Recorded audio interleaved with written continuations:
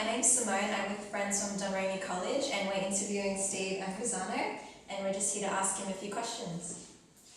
Hi, I'm Olivia. Where did you grow up? Hey Olivia, I grew up mostly in Dallas, Texas, and I lived for a long time in Denver, Colorado, but I've moved back to Dallas, so Dallas is sort of home for me and for my wife. We met there in high school, and so that's kind of a neat story. And there are 3 children, and we're all in Dallas right now. Oh, that's good. Yeah. Hi Steve, my name is Bianca. I was wondering what your experience was like as being a teenager. Oh gosh, like everybody else, some good things and some bad things and hard days. You learn a lot when you're a teenager. I think about how to live your life, and one thing that I did have, it was very consistent for me, is it just maybe fortunate for me that where I lived, we had a school and a church that was very strong youth program. I went to World Youth Day.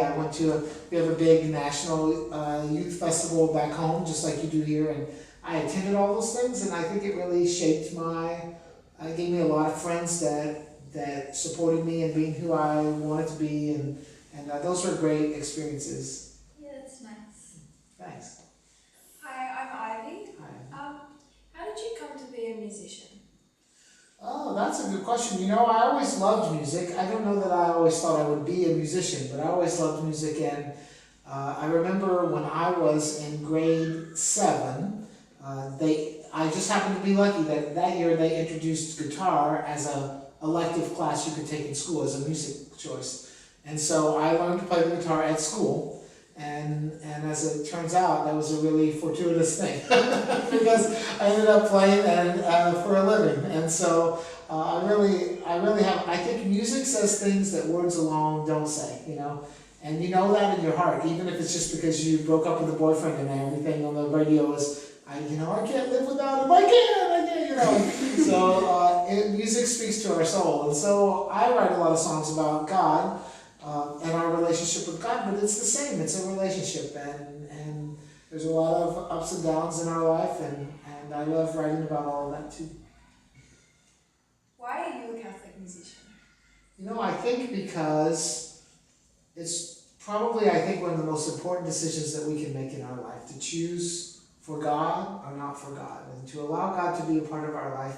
Just kind of like we were talking about earlier today. It's not so much being so super holy, wearing robes to school, handing out Bibles and prayers to people, but it's letting God be a part of our everyday life and allowing our decisions to be made, partly because I think when we allow God to be a part of those decisions, holiness is really just being authentically who we're supposed to be, and being a reflection of God's forgiveness and love in the world. And you guys had a great day today, which I didn't pick the theme. Someone here at the school picked the theme, pure heart. But I think that, yes, a part of a pure heart is to be pure of sin, but part of a pure heart is to see the way God sees, which is to see the good in everybody and to see how we can help bring that out in each person.